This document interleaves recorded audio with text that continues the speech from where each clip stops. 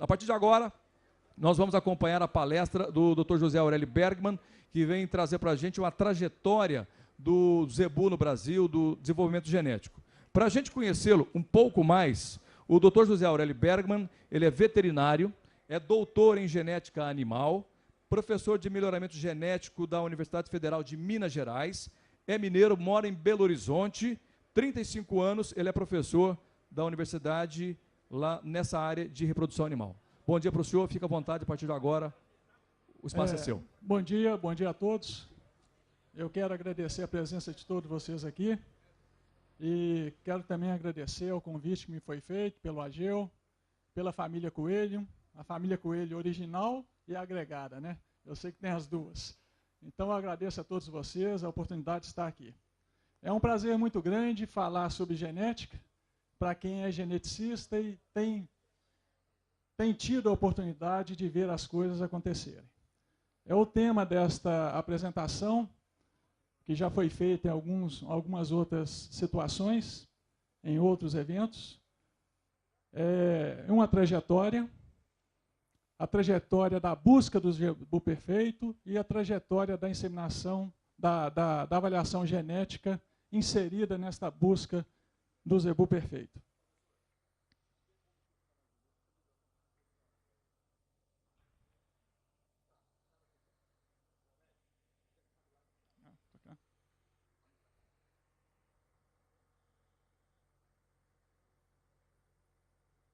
Bom, nós vamos falar de trajetória.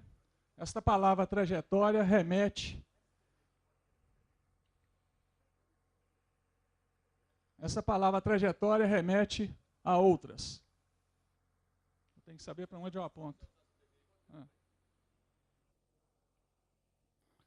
A palavra trajetória remete a passado, remete ao presente e remete ao futuro. Segundo Soren Kierkegaard, a vida só pode ser compreendida olhando-se para trás, mas só pode ser vivida olhando-se para frente. Então vamos falar um pouquinho sobre o nosso passado. E eu separo a história da nossa pecuária, da pecuária brasileira, em 4 períodos. E nós vamos ver, neste passado, como é que a avaliação genética se inseriu, em qual período. Nós temos um primeiro período que eu denomino colonização taurina. Esse período começou com Martim Afonso e se estende até os dias atuais. É a entrada constante de genética taurina no país. Por animais, por sêmen, por embriões. Nós temos um segundo período que eu denomino invasão zebu. Foi um período mais curto, de tempo determinado, que começou no final do século XVIII, com a entrada de primeiros animais vindos de Londres, do Zoológico de Londres, até meados do século XX. Um terceiro período que eu denomino período do conhecimento científico puro, envolvendo das décadas do início do século XX até o final dos anos 80 do século XX. Esse período de conhecimento científico puro, nós tínhamos as nossas instituições de pesquisa, as nossas universidades, trabalhando com melhoramento, avaliando características importantes, identificando fatores que influenciavam o desempenho dos nossos animais, mas sem muita aplicação.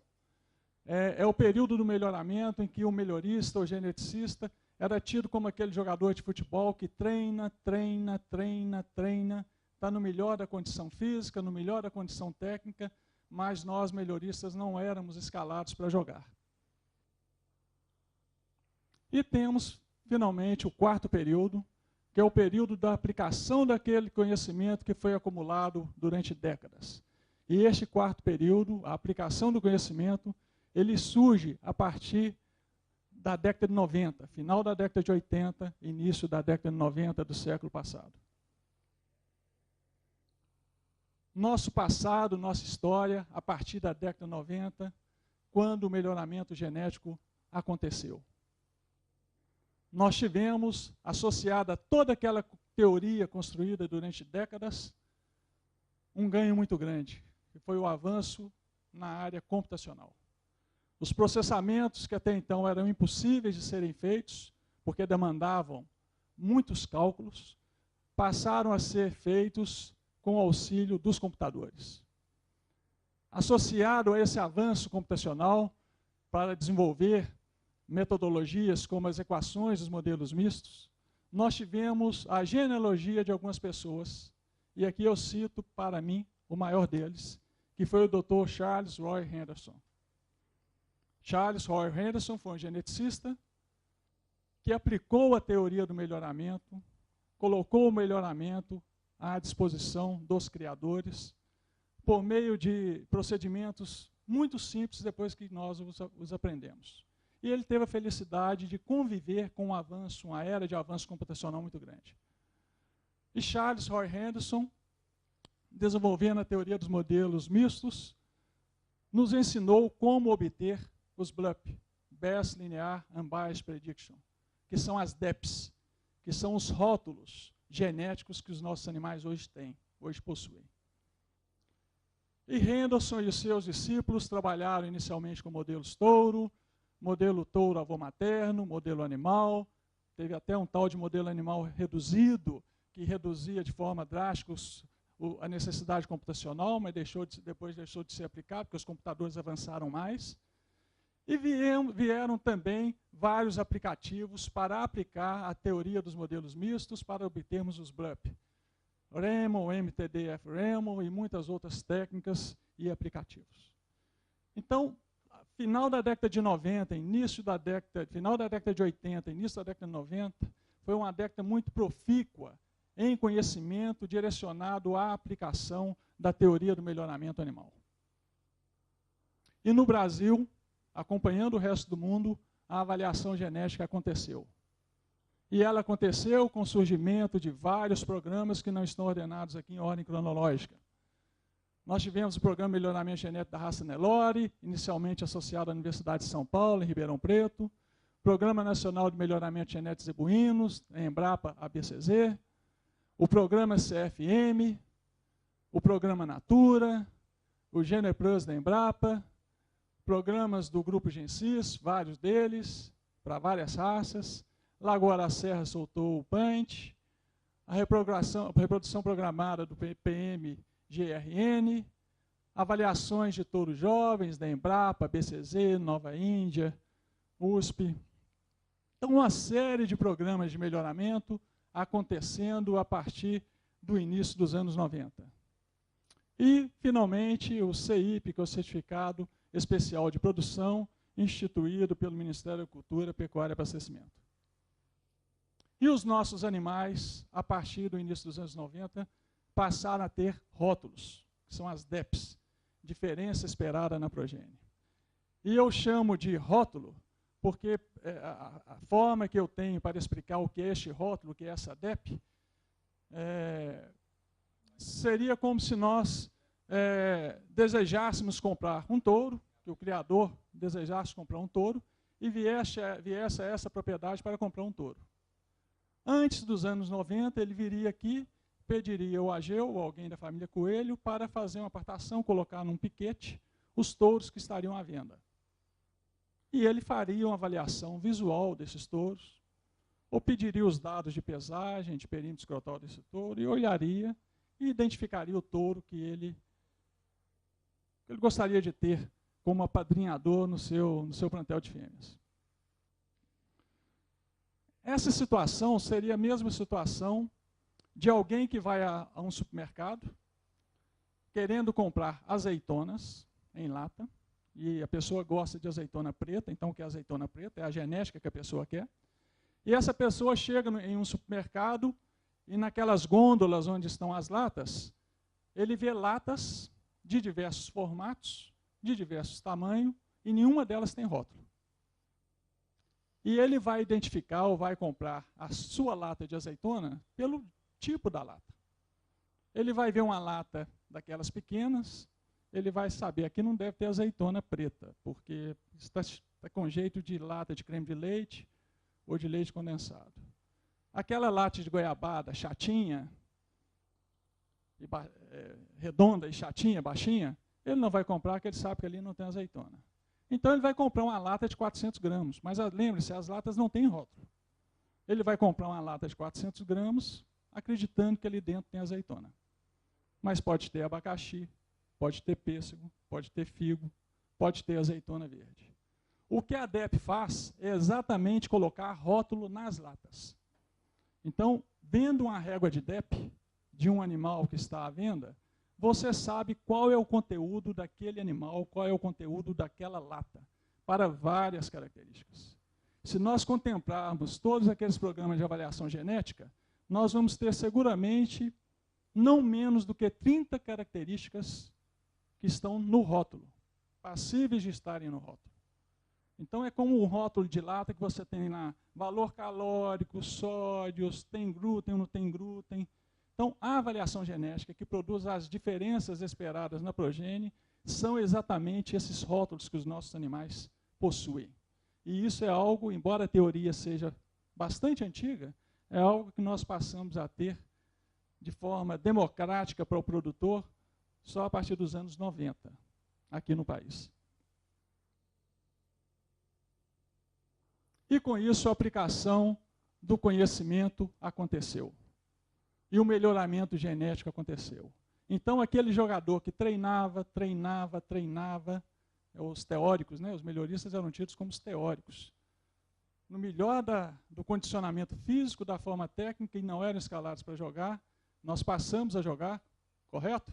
Vários melhoristas aqui, estamos fazendo gols nos últimos 25 anos. Então tivemos uma breve visão sobre o passado, vamos falar rapidamente sobre o nosso presente, porque ele nos apraz muito. Ele é muito gratificante quando nós tratamos de agronegócio. O ontem é história, o amanhã é um mistério, o hoje é dádiva. E a nossa dádiva tem esse nome. Se existe um setor em que este país tem dado certo, é aquele ali. Setor do agronegócio. O agronegócio na economia nacional representa em torno de 1/3 do nosso PIB, 37% do emprego e mais de 1.000 empregos a cada 18,5 milhões de reais de acréscimo. No caso da pecuária, que faz parte do agronegócio, nós sempre tivemos muitos animais. O Brasil sempre foi tido, na minha época de escola, como o segundo país em termos de efetivo bovino no mundo. Se pensarmos em gado comercial, o primeiro país do mundo em termos de efetivo bovino.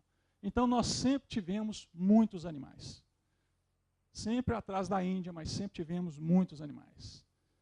Mas nós que sempre tivemos muitos animais, de 20 anos para cá, estamos tendo também eficiência. Se nós pensarmos aí, de 75 a 2008, 13 anos, nós tivemos um aumento de área de pastagem de apenas 3,5%. No mesmo período, nós tivemos um incremento de 270% de produção de carcaça. Isso é eficiência. Nos consolidamos como o maior exportador mundial de carne bovina.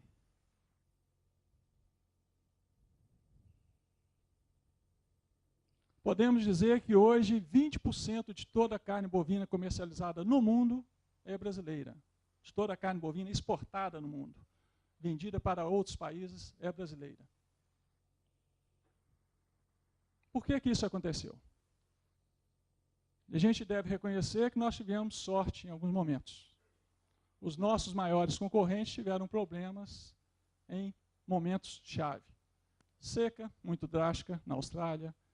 Surto de algumas doenças terríveis, de grande impacto para o comércio da carne, ocorridas na Europa, na América do Norte. Mas nós devemos reconhecer que nós estamos aprendendo a ser eficientes. Como eficientes? O nosso sistema de produção mudou para melhor, ninguém discute isso. Nós hoje criamos os nossos animais melhores do que há 25, 30 anos atrás.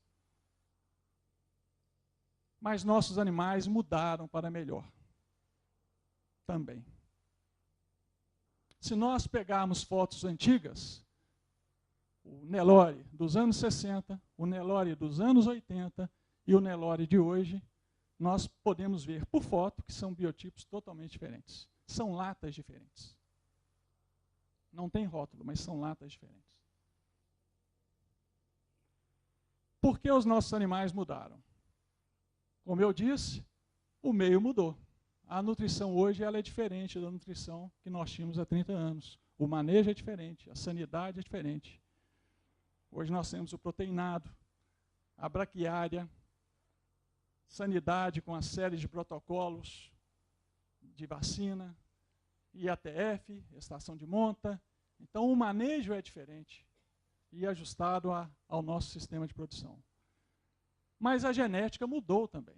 As duas coisas mudaram e fizeram com que nós nos tornássemos eficientes. Fizeram com que os nossos animais mudassem. O meio é outro, a genética é outra. Quando a gente tem esse binômio meio e genética, uma pergunta que sempre surge é quem mudou mais? Em outras palavras, quem é o maior responsável pelo nosso zebu de hoje, pela nossa produção de carne de hoje? E produção de leite também. Foi o meio ou foi a genética? Quem contribuiu mais, especificamente no nosso caso do Nelore, para tornar o Nelore o que ele é hoje? O meio ou a genética? Nós não temos uma resposta direta no caso de bovinos. Mas tem uma outra espécie, ou espécies, que são as aves, que nos ajudam a compreender um pouquinho para ter essa resposta. Então nós vamos usar um exemplo da avicultura. A avicultura mudou muito. Se nós considerarmos a ave da década de 30 e a ave de 2012, ela mudou radicalmente. O peso médio ao abate, na década de 30, era de 1,5 kg. Hoje, em torno de 2,5 kg. 2012, a média era 2.480. Isso foi um incremento de 63%. A idade ao abate, notem que o peso aumentou 63%. E a idade para atingir aquele peso? A idade ao abate na década de 30 era acima de 100 dias. Hoje, ela é de 40 dias. Os frangos vão hoje para a linha de abate piando, com 40 dias. Isso representa uma redução de 1/3. Aumenta o peso 63%, reduz a idade em 1/3. Estão comendo mais ou menos. Conversão alimentar.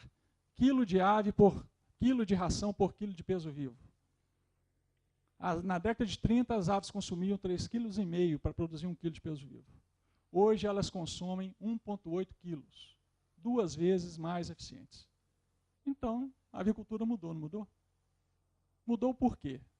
Meio ou genética? O meio é diferente da avicultura de hoje. Os galpões são climatizados. A sanidade é toda controlada. A ração é toda balanceada nos microelementos em relação à década de 30. Mas a genética mudou também.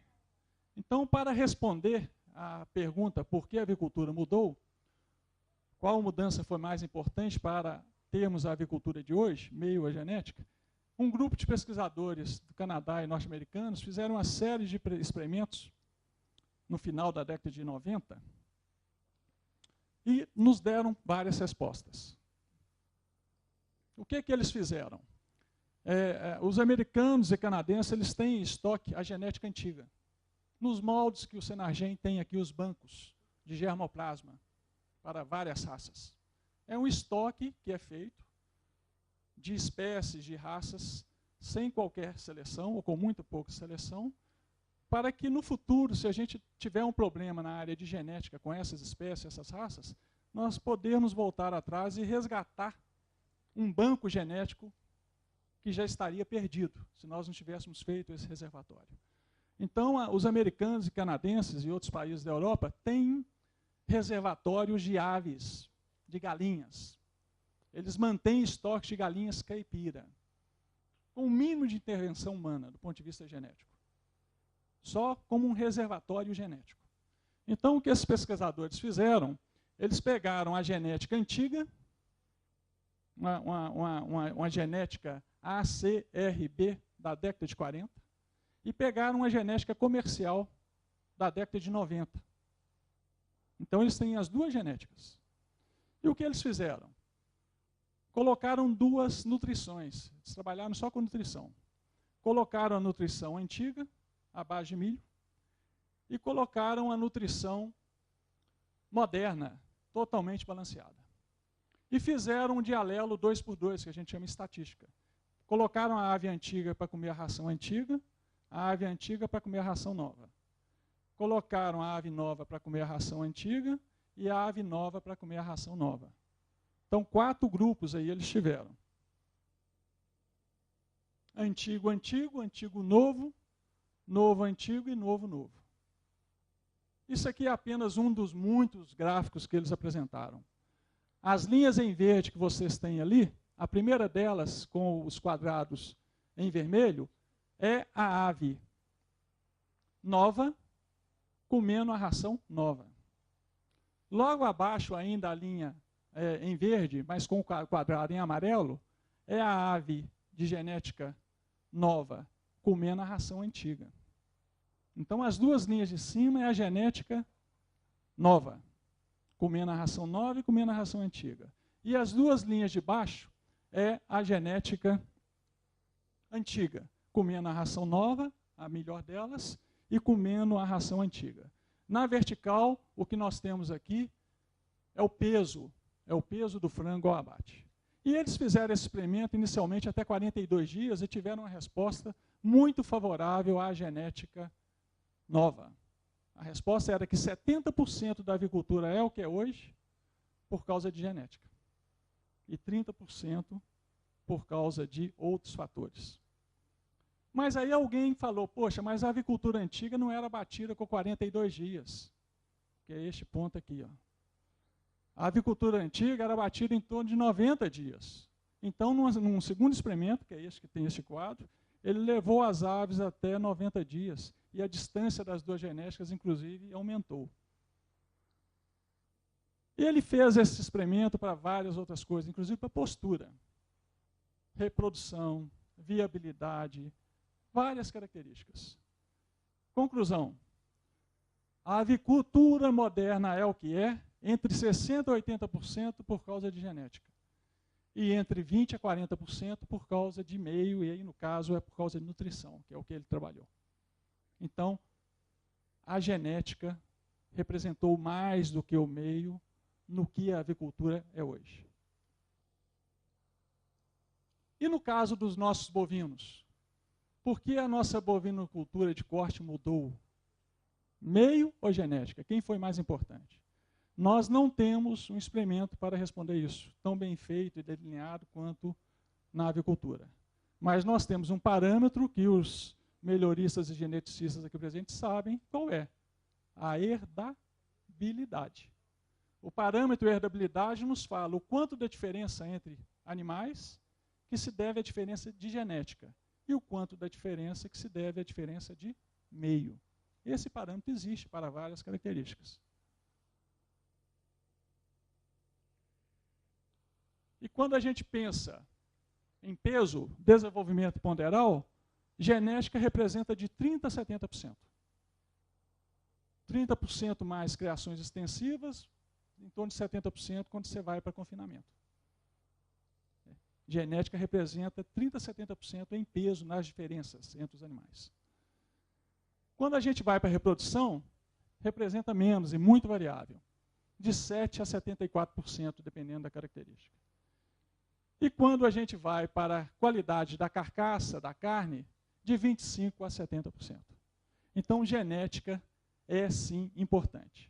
E eu gosto de usar sempre a fala de um nutricionista, que é do Bob Sainz, conhecido de muitos aqui. Na ABCZ, em 2008, ele falou o seguinte, e eu felizmente registrei.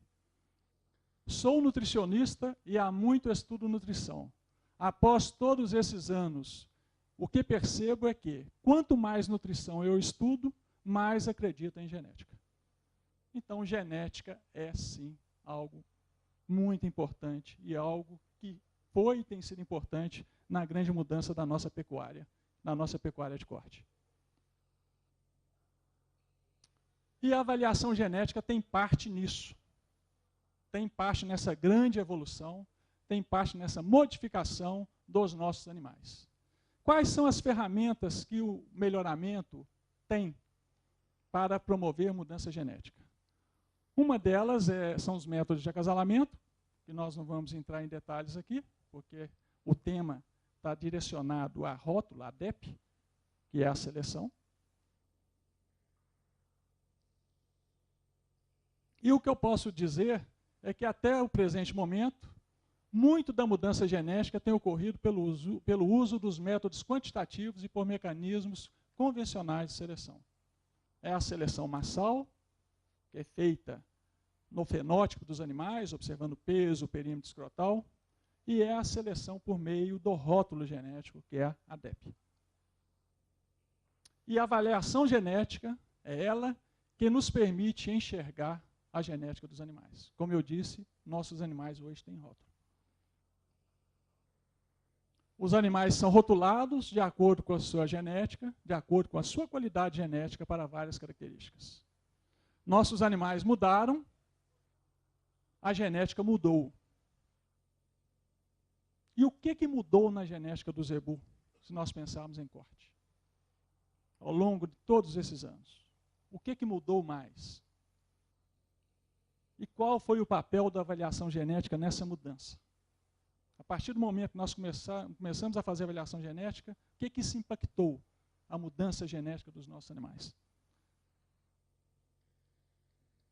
Eu gosto de trabalhar sempre em gado de corte com o pentágono, a base sempre reprodução, características reprodutivas, desenvolvimento ponderal, que tem importância econômica muito grande, habilidade materna, no Nelore é importante, as características de carcaça, musculosidade, acabamento, qualidade, marmoreio e temperamento animal, que é uma característica importante no Nelore. Então, eu sempre represento o conjunto de características a serem consideradas no Nelore num objetivo de seleção com um pentágono. E em que a nossa genética, ou a genética Nelore, mudou para, pelo menos, 4 desse conjunto de características? Nós fizemos há algum tempo um estudo baseado em avaliação genética da NCP. O que nós fizemos?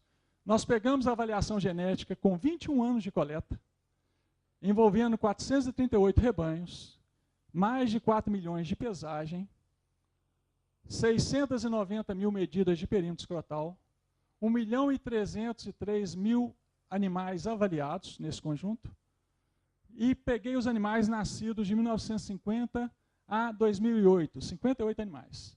E eu coloquei rótulo nesses 1.303.000 animais. Coloquei rótulos neles, DEPs, para várias características.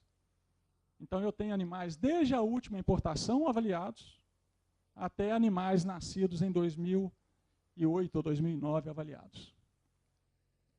20 anos de avaliação genética que nós tínhamos. Vamos ver desenvolvimento ponderal, o que aconteceu. Peso. Cada uma daquelas linhas representa um peso. A amarela é peso 120 dias, logo depois tem uma branca que é peso 240 dias, uma vermelha, peso 365 dias, vem um azul clara, que é peso ao sobreano, e a verde é peso aos 550 dias, 1 ano e meio. E nós temos aqui na vertical animais nascidos de 1950 até animais nascidos em 2008. E aquelas linhas representam a média da genética desses animais nascidos em cada um daqueles anos. No geral, o peso, a qualidade genética dos animais para peso melhorou ao longo daquele período? É visível para todos eles. Última importação, início dos anos 60. Início das avaliações genéticas. A partir de 1989, 1990. Olha o que aconteceu a partir das avaliações genéticas, com a genética dos nossos animais. Vamos ver a habilidade materna, que é uma característica importante para o Nelore. Nós temos ali o materno 240 dias, que era uma característica usada, muito usada até alguns anos atrás, em amarelo, E temos o materno 120 dias, que tem sido usada mais recentemente, em verde. A diferença das duas é que o materno, alguns estudos demonstraram que o maior impacto no peso do bezerro, proveniente da habilidade materna da mãe, é expresso no peso aos 120 dias, e não aos 240, porque o animal já se tornou um ruminante. Então, a sua capacidade de aprender alimento, capim, ruminar e transformar em peso, já se manifesta de forma mais gritante. Então, hoje, todos os programas utilizam a DEP 120 como a que expressa a melhor habilidade materna dos animais. Nós temos o mesmo período, animais de 50 a 2008. Última importação. As avaliações genéticas começaram ali, mas no início nós não tínhamos avaliação genética para habilidade materna. A avaliação genética DEP materna, que era a DEP 240, começou já em meados dos anos 90. E mais recentemente nós introduzimos a DEP materna 120. Olha, a partir da introdução da DEP materna 120, o que aconteceu com a genética dos animais para a habilidade materna. Tanto 120 quanto 240, que são correlacionados. Vamos ver algumas características de reprodução. Eu tenho aqui idade do primeiro parto, é aquela linha contínua rosa.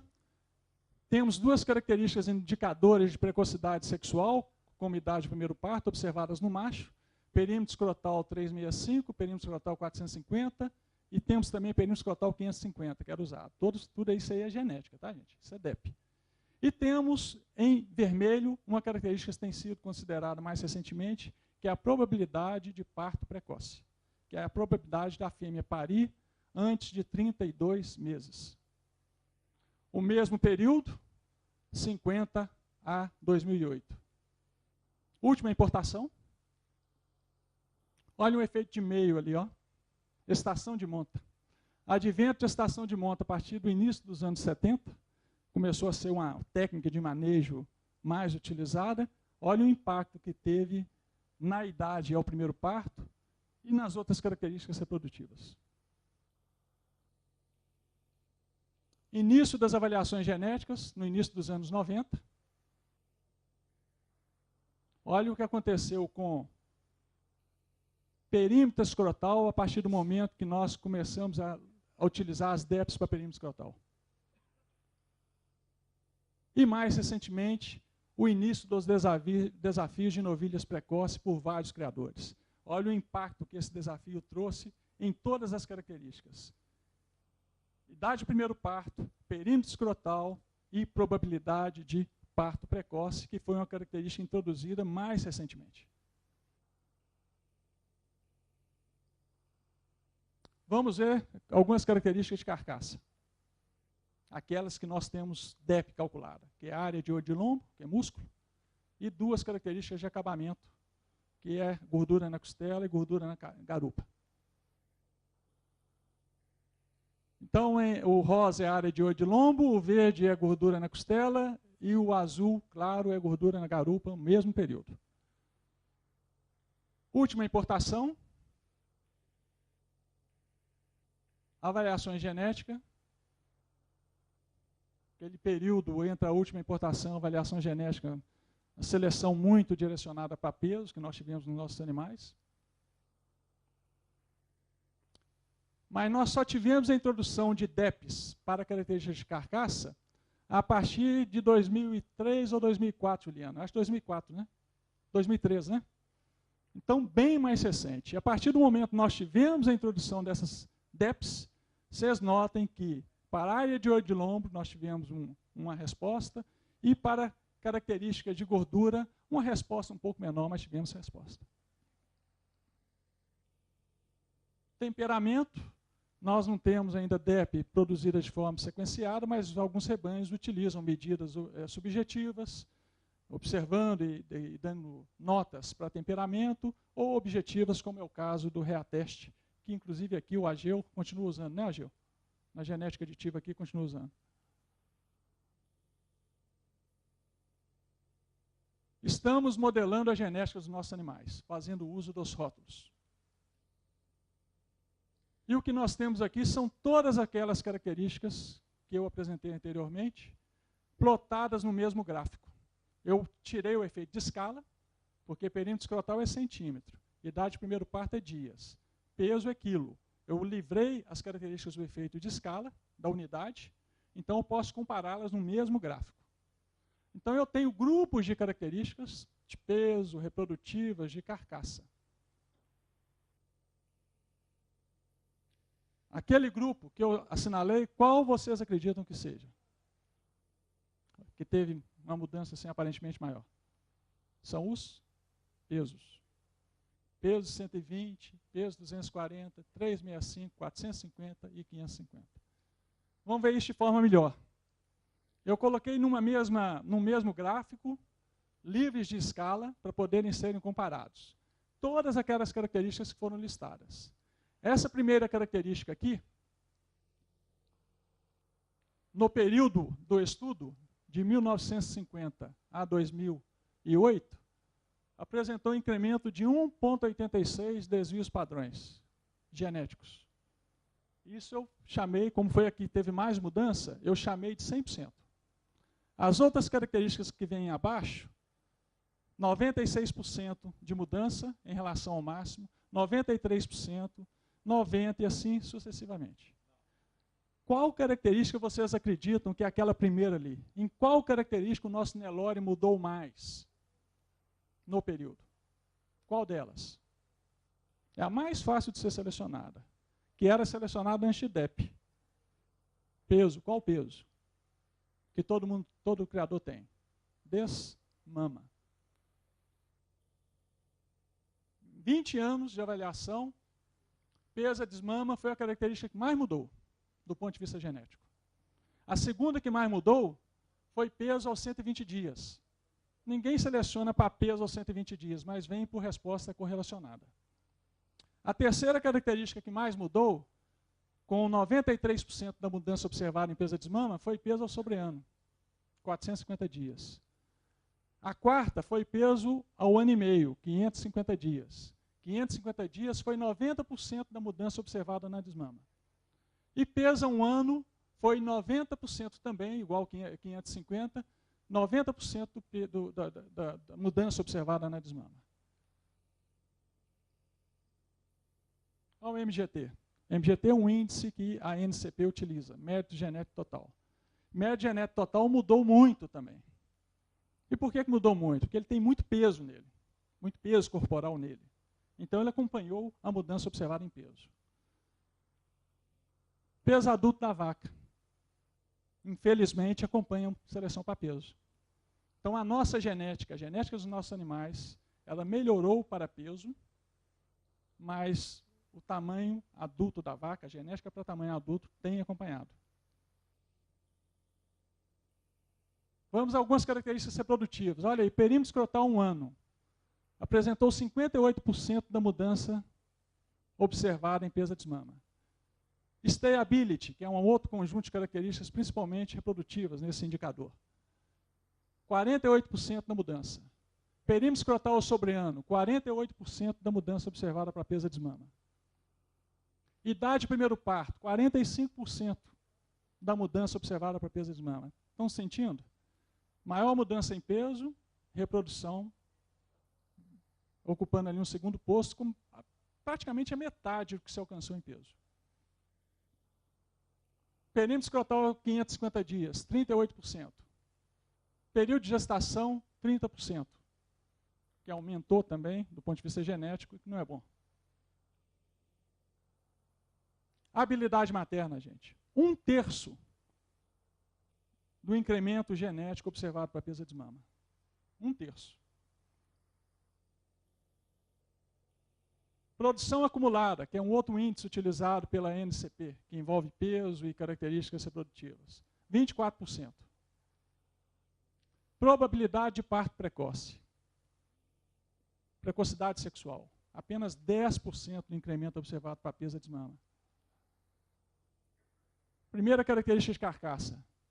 Músculo, área de olho de lombo. Apenas 7% do incremento observado para peso de mama. E as duas espessuras de gordura, inclusive com uma resposta negativa. Uma piora, vamos dizer assim, do ponto de vista genético. Basicamente é isso aí. A maior parte da mudança genética observada nos nossos animais ocorreu em peso. Características reprodutivas em segundo ponto. Em terceiro, habilidade materna. E onde nós temos avançado menos, ou não temos praticamente avançado, é em carcaça. Infelizmente, a genética não caminha sozinha. E nós já vimos alguns gráficos demonstrando isso. Aqui nós temos as características de peso, avaliações genéticas sendo iniciadas, e olha o que aconteceu com o peso da vaca adulta e período de gestação. São duas características que nos preocupam. A genética Nelore mudou, mas onde nós queremos chegar com essa mudança genética? É aquela vaca dos nossos sonhos? A vaca de 1.000 quilos? Tamanho até quando? E aí eu vou relatar aqui rapidamente um trabalho que foi feito há alguns anos pela BCZ. O corpo técnico da BCZ, a diretoria, estava preocupada com o excessivo tamanho das fêmeas nas pistas de julgamento. Então, eles nos solicitaram acompanhar um trabalho que eles queriam identificar. O tema era esse, o True Type do Nelore. Qual que é o True Type, o tipo verdadeiro da vaca Nelore? Eu até ponderei que o True Type não existe, que o True Type está na nossa cabeça. Você tem um True Type, um True Type, um True Type, um True Type. Não existe um True Type universal. Mas nós vamos tentar, eu usei o termo ética, vamos tentar identificar qual é a vaca Nelore ética. Ela é muito pesada, não é pesada, ela é alta, não é alta, qual é o perímetro torácico dela, várias características morfométricas dela. Mas nós queríamos, então, vacas éticas. O que seria uma vaca ética? Vaca criada a pasto, recriada a pasto e reproduzindo a campo. Então, vaca que não foi na cocheira. Foi o primeiro quesito. Nós entramos na base de dados da BCZ e pusemos esse quesito. Excluímos todas as vacas que tinham sido expostas a TF-IV. Só a reprodução natural. Ou inseminação ou monta. Com a idade, o primeiro parto máximo é de 36 meses. Nós somos até muito benevolentes, né? A vaca, para ser ética, tinha que ter o primeiro bezerro com 36 meses, 3 anos. Um intervalo entre partos máximos de 15 meses. Nós entramos na base da BCZ e estamos colocando esses filtros. Tá? Idade entre 2 e 15 anos, as mais velhas com 15 anos, acima de 15 anos nós excluímos, e vacas que nunca falharam. Com aquele intervalo de partos, sempre desmamando um bezerro. Não é criando, não. Parindo, não. Desmamando. E que esses tivessem pelo menos 3 filhos controlados e que esses produtos fossem pelo menos acima da média. A média para cima. No controle de desenvolvimento ponderal. Esse foi o crivo. Nós encontramos muitas vacas éticas. Nós vasculhamos 873.884 fêmeas na base da BCZ que estavam vivas. Foram filtradas. Saíram do filtro, com aquele crivo, 1.010 vacas. Então, 1.010 em cima de 873.000, eu nem sei que percentagem é essa, atenderam ao requisito, aos requisitos. Menos do que 0,1%. A BCZ identificou nas fazendas 334 dessas vacas, daquelas 1.000 vacas, 1.010. As 334 foram medidas em tudo. Cabeça, perímetro, peso, comprimento, perna, canela.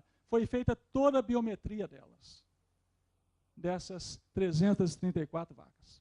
Eu não vou dar os resultados aqui, porque isso está até publicado. Mas eu asseguro aos senhores que a vaca ética é a vaca média. Por exemplo, peso, ela tinha em torno de... Ela tinha 470, 460 quilos, a vaca ética. Ela não era vaca alta. Era uma vaca média. Mas foram encontradas essas 334. E aí foi feita uma publicação e uma série de seminários em cima desse trabalho. Então, uma conclusão que eu tirei desse trabalho. A vaca ética é rara. Mas ela existe, felizmente. Mas ser ético ou ética é o suficiente para uma vaca? Não. Nós queremos mais, eu pelo menos quero mais desta vaca. Eu quero uma vaca que tenha uma puberdade 1 a 2 meses antes da sua primeira estação de monta. Essa é a vaca que eu quero. Eu quero uma vaca que tenha ciclos regulares e capacidade de conceber no primeiro serviço. Primeiro serviço, ela emprenha. Eu quero uma vaca que tenha a primeira concepção na era de ano. 12, 16 meses. Eu quero uma vaca que não apresente perdas embrionárias nem aborto. 0 de perda. Aqueles 8% do diagnóstico até desmama é 0. Essa é a vaca que eu quero. Eu quero uma vaca que tenha idade de primeiro parto inferior a 26 meses. E mais. Que tenha facilidade de partos com crias ativas. Que tenha a capacidade de limpar e ajudar a sua cria de se levantar após o parto. Que tenha tetas de tamanho médio, bem postadas, fáceis do bezerro pegar. Que se ofereça para amamentar a cria logo após o parto, não esconda leite. E mais ainda, que suporte bem as primeiras mamadas após o parto. Que tenha a capacidade de manter a sua cria sempre por perto e que a proteja. Que nunca tenha perdas de cria do nascimento ao desmame. Que tenha produção de leite para possibilitar a expressão máxima da genética para crescimento do bezerro. E mais ainda, eu quero uma vaca que desmame as suas crias pesando próximo a 50% do seu peso vivo. Essa é a minha vaca. Eu quero que ela seja exuberante, com boa capacidade respiratória e digestiva, que o peso adulto dela seja moderado, fora dos extremos, nem muito leve, nem muito pesada, que tenha um bom tamanho e um frame mediano, que tenha aprumos perfeitos, estrutura óssea vigorosa. E mais ainda, que tenha boa caracterização racial, que seja bela, bem adaptada e integrada ao sistema de produção, que resiste a ectoendoparasitas, não pega carrapato, não pega gastrointestinais, que tenha boa resposta imunológica, capacidade para caminhar, buscar água e alimento. E ainda mais, eficiente conversão alimentar. Seletividade na apreensão do alimento. Liderança em seu grupo. Boa índole, calma, obediente aos comandos dos vaqueiros. Que nunca falhe com intervalo de partos máximos de 15 meses. E, finalmente, seja longeva. Capacidade para 10, 12 anos de vida em boas condições, sem nunca falhar. E que ao longo da sua vida tenha produzido candidatas à sua substituição genética e fenotipicamente melhor do que ela. E que ao descarte, no ocaso da vida, tenha peso e condição corporal para que possibilitem elevado valor comercial ao abate. Estou querendo muito ou pouco? Se essa vaca existe, ela é mais do que ética. Muito mais do que ética. Eu chamo essa vaca do zebu perfeito, a vaca nirvana. Estou muito longe? Vamos falar um pouquinho sobre o futuro. A melhor maneira de se predizer o futuro é inventá-lo. E o melhoramento genético tem munição para inventar o futuro. Eu finalizo com